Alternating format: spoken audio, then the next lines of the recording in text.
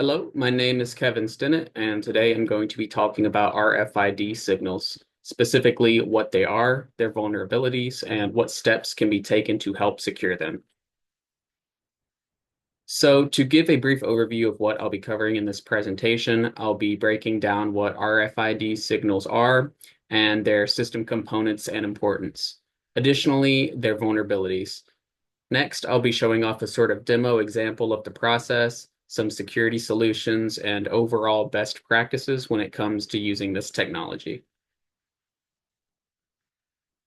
So RFID dates back to the 1940s. However, it was used more frequently in the 1970s. For a long time, the high cost of the tags and readers, which are a portion of RFID signals, prohibited widespread commercial use. But as hardware costs have decreased, RFID adoption has also increased. Some common uses for RFID applications include animal tracking, asset tracking, inventory control, access control, and tap to pay, which is something we've all gotten familiar with over the past few years. So, what are RFID signals? Well, RFID stands for Radio Frequency Identification Signals. RFID is a form of wireless communication that incorporates the use of electromagnetic or electrostatic coupling in the radio frequency portion of the electromagnetic spectrum to uniquely identify an object, animal, or person. So every RFID system consists of three components. That's going to be a scanning antenna, a transceiver, and a transponder.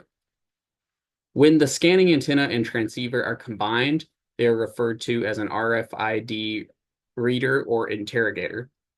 The antenna is responsible for sending and receiving the actual communications, and an RFID tag, which is also known as the transponder, is a small device attached to the object that needs to be identified for security purposes. It contains a microchip which stores data and an antenna for receiving and transmitting any signals. RFID tags come in two types, which are going to be your passive and your active types. And a passive RFID tag has no actual internal power source of itself, and it relies on the reader's signal to activate. Whereas an active RFID tag, on the other hand, has its own battery, which means it's got its own power source, and that means that it can broadcast signals independently of any other interference. Furthermore, the transceiver is a key part of the RFID reader, and it emits radio waves through its antenna. So this is how they communicate with RFID tags. When a tag comes into range, within range, the signal is detected and it transmits the data stored on the microchip. So overall, that's just a brief breakdown of how exactly RFID signals work and how their components are used to communicate with each other. So now getting into some of the security vulnerabilities and attacks commonly seen in relation to RFID signals. To begin with, eavesdropping, like it sounds, occurs when an unauthorized RFID reader listens to conversations between a tag and reader, and then through that, it obtains important data. Man-in-the-middle attacks can occur when someone listens for communication between a tag and a reader, and then intercepts and manipulates the information. Denial of service attacks in the context of RFID signals are a little bit different than we usually see on like the networking side, for example. So with RFID, denial of service often consists of physical attacks, such as jamming systems with noise interference or blocking radio signals with certain materials, or even in some cases, just entirely disabling RFID tags. So currently, most people agree that RFID tags don't really have enough capacity to be able to hold a virus. But as technology advances and RFID is used in greater capacities, it's likely that eventually viruses will pose a much more serious threat to their infrastructure.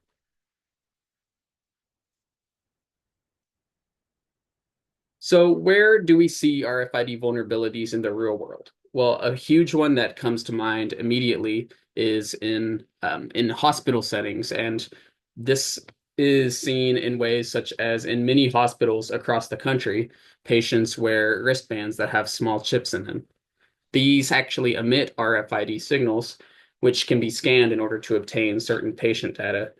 This makes it easier for hospital staff to instantly pull up a patient's information, such as their identity and even sometimes medications or certain treatments, including why they're in the hospital to begin with, which is a potential security flaw, obviously. So people could potentially intercept this information, which would be a major breach of patient privacy.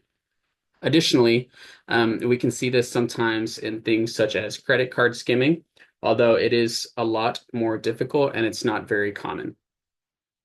And then one other thing that we see with RFID signals is keyless car theft. So in these events, people can actually use signal boosters to enhance the signal emitted from car key fobs to unlock and start vehicles that are parked outside of their house. And I'll be talking a little bit more about that later. So, what are some possible security solutions when it comes to RFID signals? Well, let's start with kill codes. Kill codes are a security feature that allows users to permanently disable an RFID tag. It's usually password protected, and it's essentially like a command that when it gets sent to an RFID tag, it actually causes it to shut down permanently. So when that happens, it can no longer respond to RFID readers and it's essentially rendered useless. These are typically used for privacy or security purposes. So a good example of this would be I just talked a little bit about how some hospitals utilize patient wristbands that use RFID signals to store patient information. So in cases such as this, kill codes can be very useful. So for example, when a patient is discharged from a hospital, the information on those wristbands needs to be wiped so it can't be intercepted by anyone. And it typically isn't something that hospitals would want to leave the hospital. So in these cases, kill codes can be released to permanently wipe that information from patient wristbands, which makes them secure again. So now moving on to encryption, which is something we're all a little more familiar with. Similar to things we've talked about in this class, the messages passed via RFID signals can be encrypted. So by using symmetric key encryption, where both the tag and the reader share the same secret key, or asymmetric or public key encryption, where public-private key pairs are used, the data stored on the tag or the communication between the tag and the reader can be encrypted. So this makes it significantly more difficult, if not virtually impossible, for someone to decipher the message, even if they were to intercept it somewhere in transit. So next, RFID switches. So these are any mechanism that controls how or when an RFID tag or reader is active. They can be literal physical switches that turn on or off the RFID tag, a button, sensor, or even like a scheduled timer, for example. So a physical example of this would be a temperature sensor for that only kicks on when a certain temperature threshold is reached. Switches can also be programmed to only allow the tag or the reader to respond under certain conditions, such as tag readers.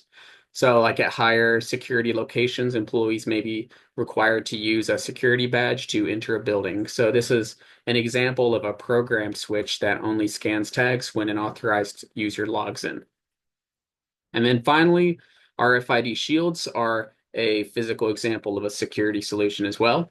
These are literal shields that block or reduce radio frequency signals, which can help to block or just completely or just limit unwanted reading of RFID tags.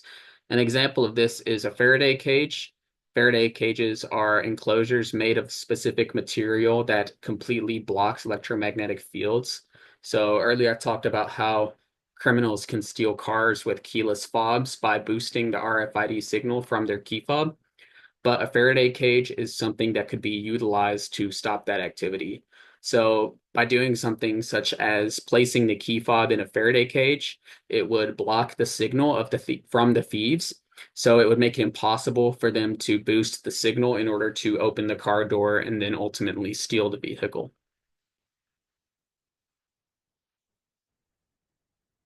So this is just an example diagram of something that I've talked about in this presentation.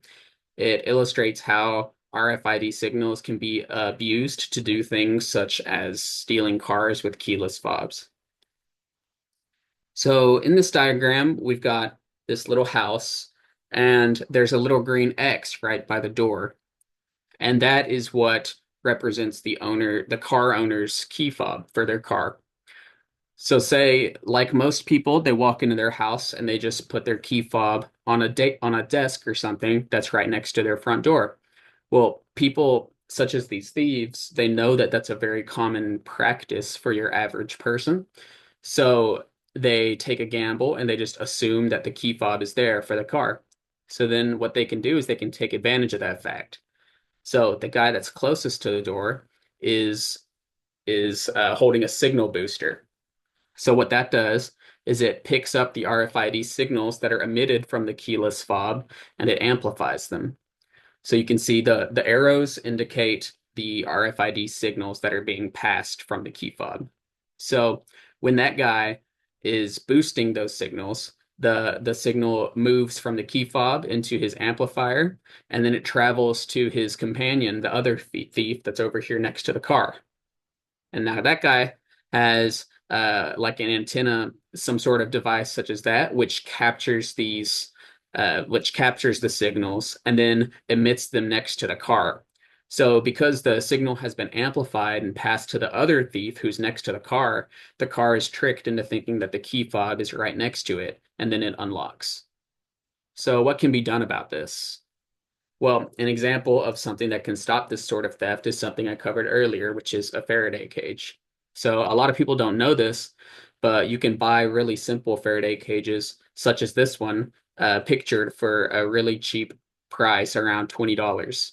So in this case, the signal blocking capabilities of the cage would have stopped the thieves from being able to boost the signal from the key fob, which means that they would have been unable to steal the car. So additionally, you can see in the picture that there's also a credit card in the cage. I talked about this a little bit earlier, but Faraday cages can be used to also stop the RFID signals that are emitted by tap to pay compatible cards as well. So this protects the card from being exploited for its signals as well. So here's a question. What's more secure? A physical card, such as this credit card here on the left, or this credit card that's within an Apple Wallet here on the right that uses something called NFC, which is a subset of RFID signals. So I'll give you just a second to think about it, and then I'll explain some of the information. Okay, so generally speaking, Apple Pay or similar virtual wallets are safer than using a physical card due to card skimmers. Card skimmers, such as those pictured here, are used by thieves to steal card information. But things such as tap to pay through virtual wallets, such as Apple Pay, use NFC, which is a subset of RFID, like I said before. And that means it doesn't actually transmit any of your card information. So when you use Apple Pay in this way, what it actually does is that it sends a unique one-time use code for each transaction and a token which is used to identify your device account number. So that means that when the data is intercepted by someone, the person that steals it doesn't actually have any of your information in comparison to physical card skimmers. So what are some best practices for using RFID signals, both in companies and just from day-to-day life, while maintaining efficiency and security? Well, starting with risk assessment, it's really important to have a solid understanding of risk. Things such as what needs protection, what are the vulnerabilities, and what is the overall impact of a potential breach. It's very important to have an understanding and a plan for all of these aspects prior to implementing any sort of RFID signal compatibility. Next, layered security is very important and could save you from a lot of headaches in the long run. Things such as incorporating high quality encryption, physical shielding, such as Faraday cages, authentication, and monitoring will all help to ensure security when using RFID signals. And that makes sure that your data is safe and uncompromised. Compliance is also a huge part of security. In a corporate setting, making sure that you follow the appropriate compliance regulations, such as GDPR, is vital for ensuring confidentiality and making sure that you don't get into any sort of trouble otherwise. Finally, a good cost-benefit analysis is also important. Not every company or organization needs the most advanced protections. So even though it may be tempting, it's important to match the security investment with the data that's actually being transmitted. So, in conclusion, like all technology, RFID security is always evolving. So, as the technology gets smarter, however, so will the attacks.